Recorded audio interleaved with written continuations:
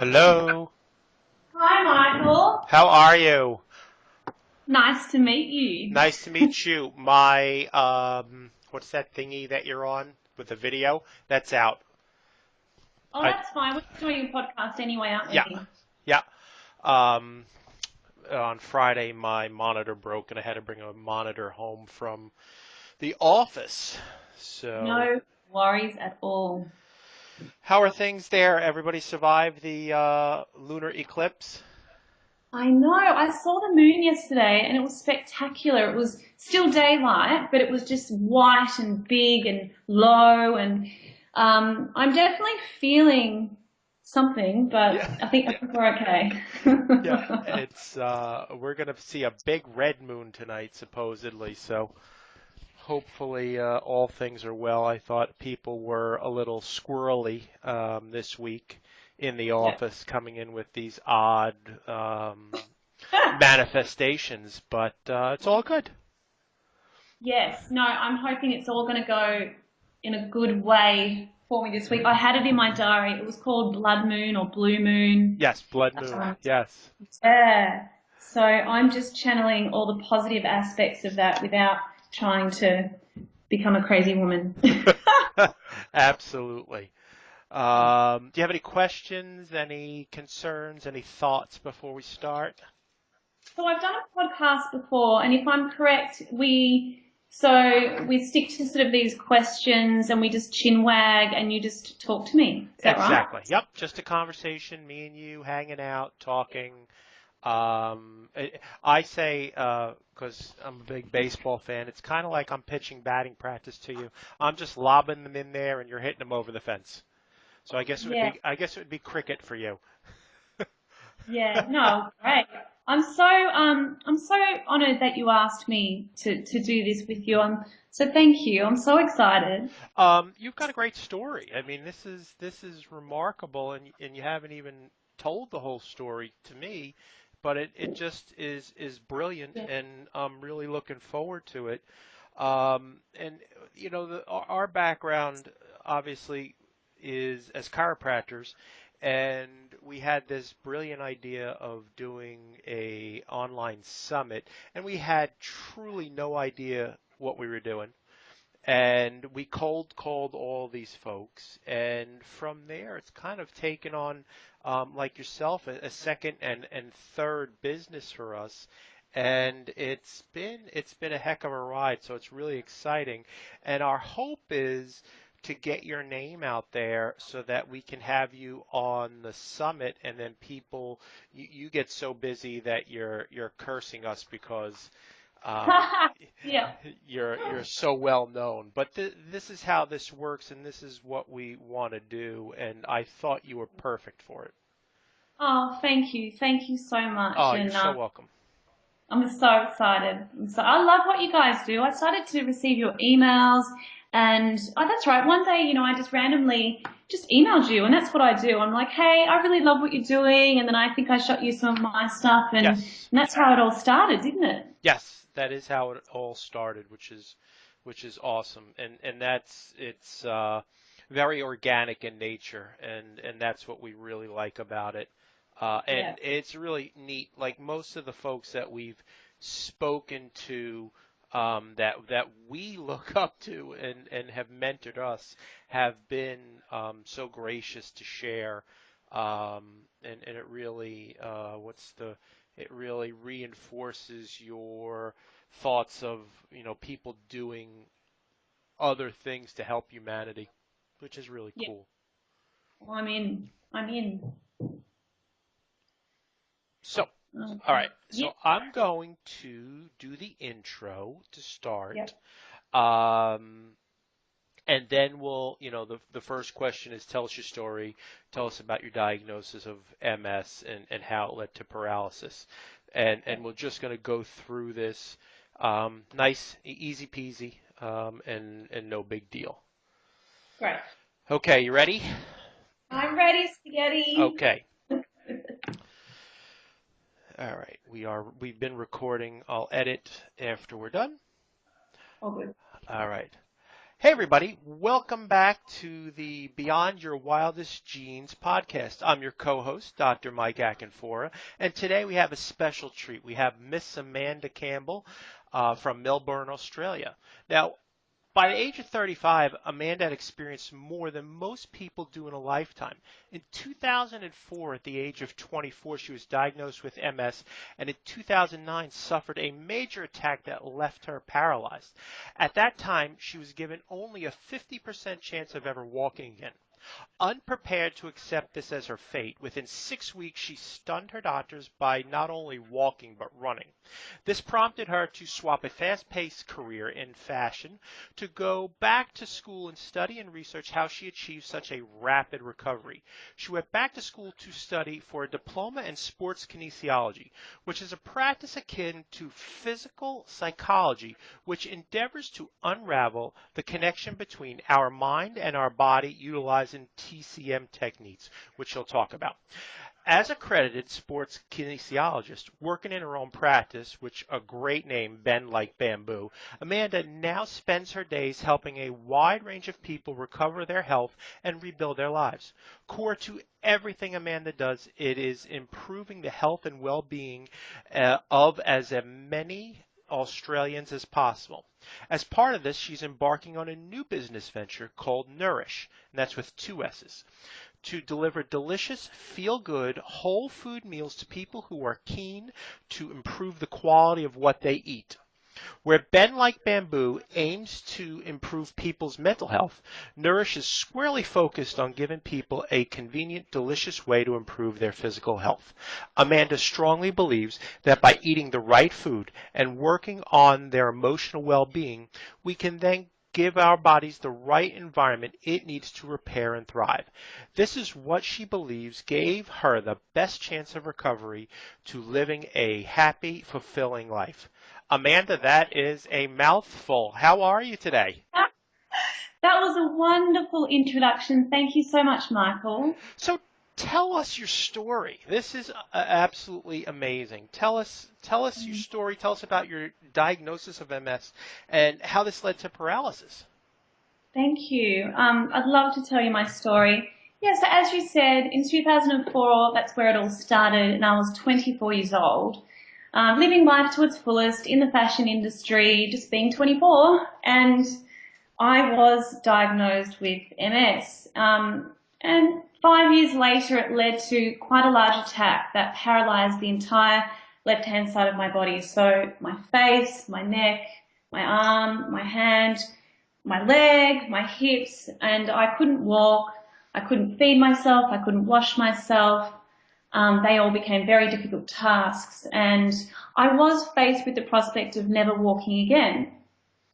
However, being in a wonderful hospital called Epworth in Richmond, in Melbourne, I had a wonderful team of Eastern and Western doctors that both worked with me, and with a lot of determination as well, and just being very passionate about wanting to walk again. But I was working with a neurophysiotherapist, in fact, there's only 10 in the world apparently, I found out later, who was very passionate about getting his clients not just walking but running again. So it was the right place, the right time, lots of passion, great people, and I ran in 6 weeks, and that was great. And it was actually a very special applied kinesiologist, Dr Michael in Melbourne, that came and worked on me. I lived in rehab for about 2 months during this time, and every couple of days out of love he would, come in, work on me, tune the muscles up, trying to connect them back up to the brain, which I understand now. I didn't understand what he was doing before. I'm like,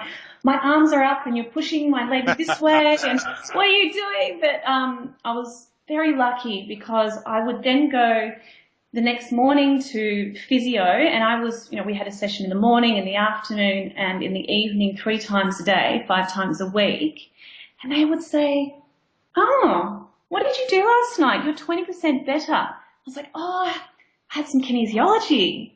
What's that? And so that's my other passion, is really getting kinesiology out there into the mainstream as acupuncture is now. So and yeah, I ran in about 6 weeks, and the first step to walking, I tell you what, was was one of the best days of my life. I bet. Mm. Amazing. So, as a sports kinesiologist, like, what have you learned about the body? Tell people what a sports kinesiologist does. So the sports kinesiology is a fusion of sports science and kinesiology. And what it taught me was a few things. And the first thing was that the body is truly connected and we really need to understand the body as a whole rather than in isolation. So as a kinesiologist, you learn different levels of the body, which are structural, biochemical, emotional, and electromagnetic. So if you imagine the body as a tensegrity structure, if you change one aspect of the body in one of those ways, everything is affected. And here's a great example. You're feeling anxious or depressed one morning. What does that look like on all those levels? Well, structurally, your posture might change. You might slouch over. Biochemically, neurotransmitters might fire, altering your mood, making you feel pretty crap. Also, your hormones will change. We all know that sometimes we feel emotions in the belly and digestion might be affected. So that's biochemical. Emotionally, we work with the same acupuncture system. So the 5 elements, and the different meridians are connected to, emotions. So understanding that there's always an emotional link to a physical ailment. So emotionally, you might feel more anxious. And electromagnetically, that's the chi that runs through the meridians. So let's say your kidney chi is deficient. Well, that might affect your will to actually want to get better. Sure. So how do you think that affected or assisted in your recovery? Greatly. And the first step was, and what I believe Dr. Michael Bay was doing, was he was firstly going on a structural level, physically connecting, trying to connect the muscles back up to the brain. Because as we know with MS, it's a lesion that expands and becomes inflamed, and the pathway becomes blocked. And so whatever that functions may stop working. And so it's got to find a new pathway, and the lesion reduces to scar tissue, and if you don't have lots and lots of lesions, you're probably more likely to find a new pathway and you recover. And so kinesiology assists connecting the muscles back up to the brain, but also just understanding that my emotions and how I was feeling on a deep subconscious level was affecting the way that my body was working and functioning. Oh, that's fascinating. So how do your emotions affect your physical health? Like, so you just talked about that. How does that work? So how you think and feel is a mirror image of what you see in your reality around you, and also what occurs biochemically inside of your body. Wait, could you say that again? That's really important. Yeah, that's like the key. Yes. So how you think and feel is a mirror image of what you see in your reality around you, and also what occurs biochemically inside of your body. So, and it's, if you imagine an iceberg, and you've got the water, and the tip of the iceberg is above the water. Sure. The tip of the iceberg, the top of the iceberg runs 10% of your brain. And 10% of all your processes and reactions stem from. It's like you and I are talking to each other now. If that's in our awareness. I'm wearing a green jumper, and then the subconscious part of the brain, which is the larger part of the iceberg under the water, runs 90% of all your processes and reactions. And what I learned with kinesiology is that this is where our beliefs are formed. Under the iceberg, out of our awareness, which is key. Yep. And these beliefs are usually developed from quite a young age, from age 0 to 6. And they run the rest of our lives. So that was the biggest gift that kinesiology taught me, because once I went back to study and, took a couple of years, learned anatomy and physiology. Once I got to this emotional stuff, I was like, wow, I'm confident, through my 20s. I've got a twin sister actually, and she's got Crohn's disease, and she died twice when we were younger, and she recovered. And then I must have felt like I was missing out, so I decided I'd get sick. But we're both well now, so that's the main thing. But that's interesting as well. She's got Crohn's disease, and they're both autoimmune diseases. And so just understanding that even though on the surface I felt confident and great, I did feel like there was something just wrong in the background, and they were limiting beliefs such as I'm not good enough, I'll never be successful, I don't feel recognized or heard for whatever reason. And once you realize these subconscious beliefs, you can then, using kinesiology, bring them to the conscious part of the brain where now you can work it all out and deal with it, and perhaps then let go of the limiting beliefs that don't serve you in your life anymore. But we react. So say you don't feel successful, and something I'm going through at the moment with lots of interviews and going on stage. Yesterday I emceed an event to 1,000 people, and I'm saying a belief is I've got a fear of failure. So stepping out on stage is terrifying because we tend to sabotage our lives according to these beliefs. So I'll avoid going out on stage just so I don't make that belief true. Does that make sense? It makes a lot of sense. Absolutely. But being aware of this makes you very powerful, and it affects what occurs biochemically inside of the body. So, for example, if I'm stressed out and I go into survival mode, jumping out on stage, stressful hormones, our stress hormones will fire like cortisol and adrenaline. This creates inflammation and may lead to disease. But if we're constantly in survival mode every day, well, doesn't that just make logical sense that's eventually going to affect you physically in an enormous way? It has to. Absolutely.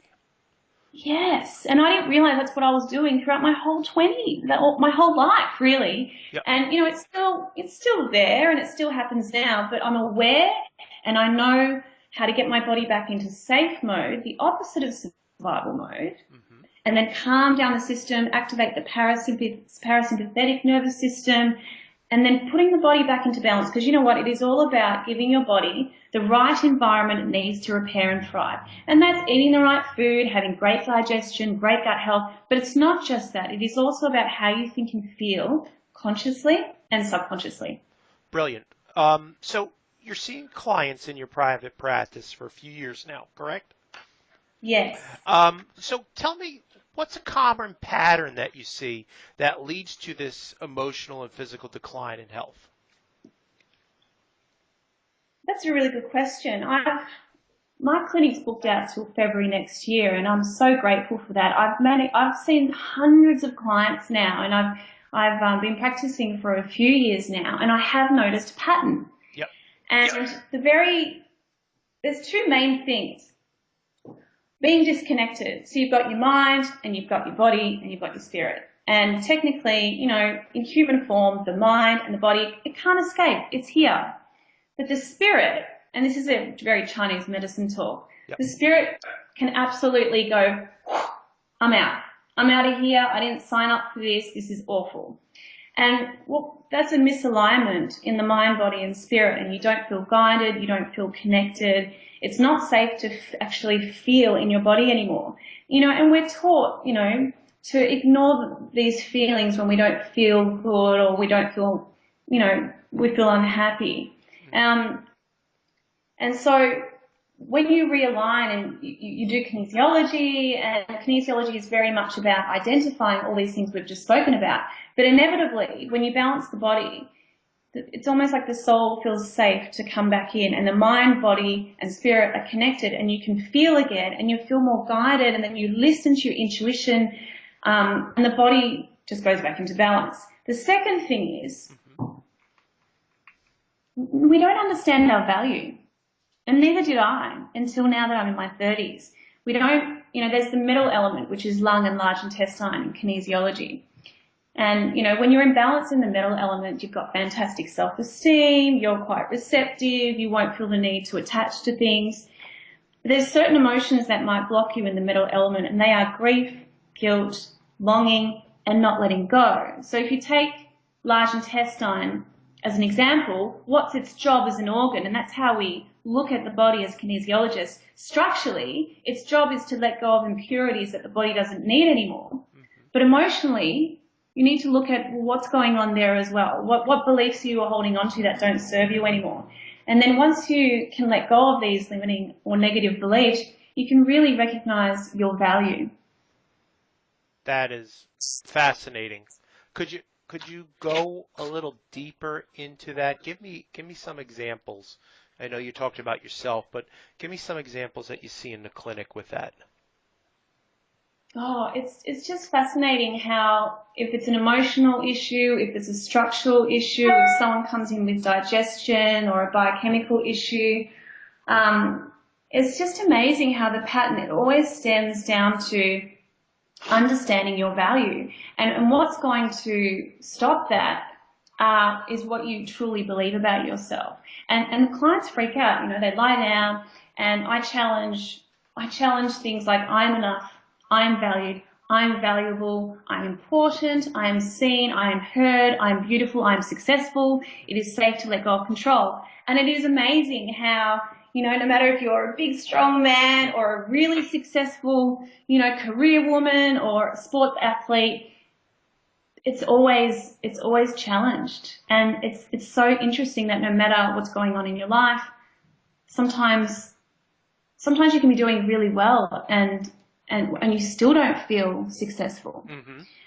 But once you recognize that, and then, that the muscle doesn't hold, and then we work on why, we go through all the levels, and, structurally, biochemically, emotionally, electromagnetically, get the client to understand when that might have started, maybe in their earlier years, maybe, the brain's like a filing cabinet. So that, maybe age 10, the parents divorced, and you feel abandoned for the first time.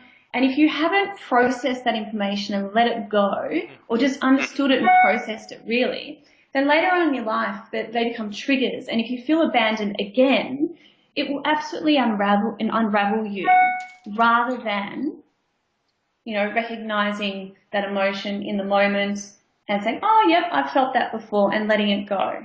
And we're not taught this, are we? Like, who No. teaches us? Exactly. Shouldn't it be a curriculum at school? Yeah, it should absolutely be a class in school. That's brilliant, and I've seen and read and researched a lot on that exact thing that you're talking about. That the body can store something from when we're 10 years old. Maybe you accidentally got lost from your mom when she was shopping, and then the body and the brain interpret that a similar event that occurs later on in life because as you said, it has not been resolved. Isn't that interesting? And it's all about rewiring the brain. And there's a huge motor program for that if you've got that fear. And what you need to do is create a new motor program that, no, that's okay. Yeah. Nothing's going wrong. The world isn't ending. I can cope with this. Absolutely. All right. So tell me, what has been the most powerful remedy for you in overcoming the diagnosis of MS and has led to you being healthy for these 7 years, where the vast majority of people, once they get an MS diagnosis, it's a slow, steady decline. So what would you say is your biggest, most powerful thing that you've done? Well, everything we just spoke about is really the emotional links to disease and understanding the mental and emotional. But the other really important part, which is 50% of the pie, if you like, is addressing the nutrition. And when I went back to research and to study again, I learned all about the mitochondria and their deficiency in autoimmune disease. And it became clear that the best source for brain and gut health was going to be via real food. And I learned a lot of this actually by Dr. Terry Walls, Sure. who really, really inspired me. So much so that I flew over to meet her a couple of years ago, sat there speechless. Even I don't have a problem talking clearly, but I was so starstruck just because she has changed my life so much, just reading all of her research and, Gary Perlmutter and so many other doctors, but there was something about Terry Walls that really inspired me. And I flew over and I met her and I sat in front of her and I got to say, hey, thanks for giving me my life back, because a lot of your research just made sense. And so I just understood food, And so I started to eat the right food that was going to nourish my mitochondria. You know, green leafy vegetables, eating the color of the rainbow, good quality protein and good fat. And I not only repaired, but I thrived. Absolutely. Because when I got home from hospital, I was so grateful to be walking again and I was mobile. But I just didn't feel 100% yet. I still had that 20% left over to go. And that's when I got stuck into research and studies and learned all about mitochondria and nutrition and gut health and digestion. So yeah, in answer to your question, addressing your nutrition and eating this way consistently is key, whilst also addressing your mind on a daily basis. So meditation, morning rituals, always bringing your body back into balance on all aspects, biochemically, making sure your digestion is great, being of service, being a practitioner feeds my soul. Absolutely. And I love what I do. It does not feel like work. And giving back and just helping others. I see a lot of people that come to me at that beginning stage and they're frightened, and I know what that feels like. And I had a lot of people that were there for me, but I just wanted that door opened. Like, okay, I'm willing to work really hard. I want to get better, but what do I do? And that's what Bend Like Bamboo is about. It's a hub with a team that can provide you with all the answers that you need, because when you're not feeling well, it's hard to focus and do all this work yourself. Absolutely. So is is that where the second business, Nourissh, started? Like it obviously it took hold when you decided to start studying it. But tell me how Nourissh came about. Yeah, exactly. So when I came home, you know, I wasn't 100%, but I was walking and that was great. And I learned all about the mitochondria in the cells, understood what food I needed to eat, started to eat this food. And I learned it wasn't just about what to eliminate, like logical, make practical answers like, you know, too much sugar, food allergies, avoiding foods that might create food allergies. We're all different, that might create inflammation, and processed foods. It was very much about what to up. So, you know, green leafy vegetables, colourful. So I, you know, was cooking and making lots of different recipes. And, you know, for the last couple of years, I've helped other people in my clinic improve the way that they eat. And, you know, when you're recovering from an illness, it can be difficult with stress, fatigue, and disability to eat the right food. But it wasn't only people that were unwell. I saw that, you know, there were also time poor professionals, corporates, new mums and dads, retirees, singles, couples, hospitals, rehabs. I could go on. Sure. And eating well improved my life so much. It just made logical sense we should all be eating well to thrive and repair in our lives, to be happier and successful at work and just happier people in general, and to prevent illness. And I just knew that if there was a more convenient way of doing this, that we would all be doing it, right? So I knew that I was, and that's literally how Nourissh was born. So my co-founder, Scott Julian, is quite experienced in the startup space, in the tech space, and he is the brains behind Nourissh, if you like. So he's in charge of the logistical side of things, because we're going to expand Australia-wide next year. So we've had to create a business model where we can expand. Sure. But the main thing behind Nourissh is we're just on a mission to make eating better delicious and convenient, because we all know that when you eat better, you feel better, physically and mentally. Absolutely. Yeah. So you guys with Nourissh, is it meal planning, and are people, explain how that works to me? So it's ready-made meals cooked by our head chef, David Selix, who is ex-head chef at Nobu London. Very nice. Very nice. So I sat down with him and I said, hey, this is how I eat, but also that's how it started. So it started like that, and he just designed these just every week he creates 5 new dishes so that we're always rotating and eating seasonally. But what Nourissh is about is more than that now. It's become bigger than me. So we provide whatever you believe in, whether you're a vegetarian, pescatarian, hardcore paleo eater, we provide whatever suits you in an organic and locally sourced fashion. Awesome. Yeah.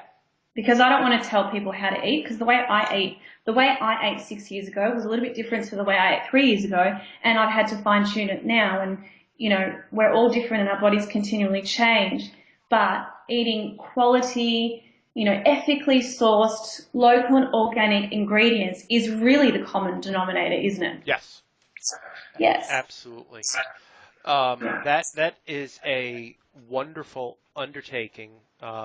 It is as you said, it's not just people that are not feeling well. It's people that are really busy that or don't really have a good grasp of what good nutrition is. So what a wonderful service you guys are providing. Thank you. You heard the New Jersey come out. You guys are providing. So what's in your future? Like, where do you see yourself with work and helping others in Australia or even around the world? Where do you see yourself in 5 years? Great question. So when you find yourself booked out in clinic as a sports kinesiologist, it's very one-on-one. And I love that. And I love seeing my clients one-on-one. But there's only so many people you can help when it's just you. I work, one of my team members is Damien Brown. He's a kinesiologist, brain integration specialist, the nutritionist with Nourissh as well. And he's a naturopath. So he helps my clients with the biochemical side of things and their gut health.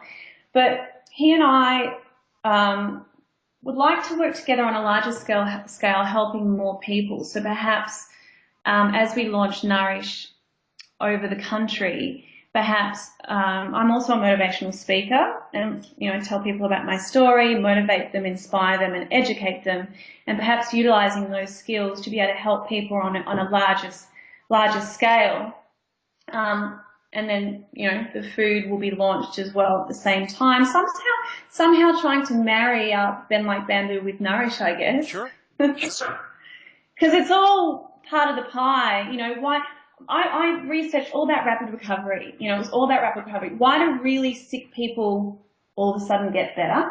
And why do really well people all of a sudden get really sick? And you can eat all the right food, but you might have a toxic mind. Yes. And vice versa. So you've got to do it all, don't you? Absolutely. So I don't know. We'll see what happens. That's brilliant. So tell people where they can find you, Amanda. Where are you on the web, and what's the contact number, contact information for people? Everything. So there's two websites. Nourissh is www.nourissh with 2 S's.com. And Bend Like Bamboo is www.bendlikebamboo.com. And all the contact details are on both websites. That's brilliant. Well, thank you so much for being on the podcast. I so look forward to getting this out to people. The work you're doing is wonderful. It is vital, and we are helping human beings thrive. So this is your co-host, Dr. Mike Acanfora. Thanks so much for being on the show today, Amanda, and we'll talk to you guys soon. Thank you so much for having me, Michael. Have a great rest of the day. Bye-bye now. Bye. And done. Brilliant. You were great. So much fun. That was like I said, easy peasy. You're really shy and demure. It was tough getting you out of your shell. That was great. These you're going to be one of the first. We're probably going to just do our initial introduction with the three of us on our podcast, and you're going to be second. So we're really excited. It'll launch sometime in October. So look for it on iTunes, Beyond Your Wildest Genes. Oh, cool. Beyond Your wild. So it's a play on words. Beyond Your Wildest Genes. GENES. I love it. Yeah.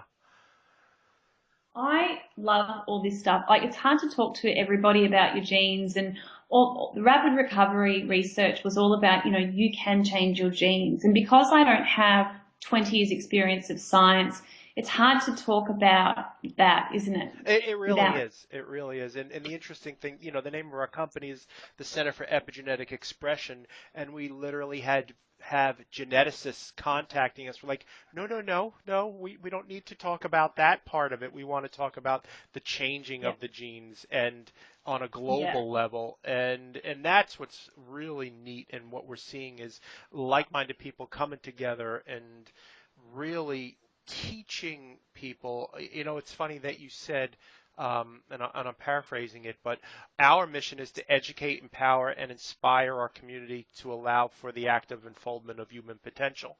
And you said you used the wording of it, which was really neat, yeah. in just in a slightly different way. So the synchronicity Oh, is really neat for me. oh, that's really cool. That's Yes. awesome. Oh, thank you so much. Would I be able to, when you launch the podcast, can I put it on my Oh, website? absolutely. Absolutely. So Absolutely. it looks so exciting. So you'll just let me know Yep. when, do you send me a link or something? Yeah, I'll Or how send does you a that work? link. Absolutely. I'll send you a Oh, link. It'll wow. be on iTunes, and you can. I'll send you the edited link when we're ready to roll. That's awesome. All right. It was great talking to you. Have a wonderful Monday, and I'll be in touch with you. Have a wonderful rest of the evening. Thank you. And Thanks. if I come to New York again, I'll let you know. We'll have a cup of tea. Absolutely. Sounds great. Thanks, Amanda. Thanks, Ciao. Michael. Bye.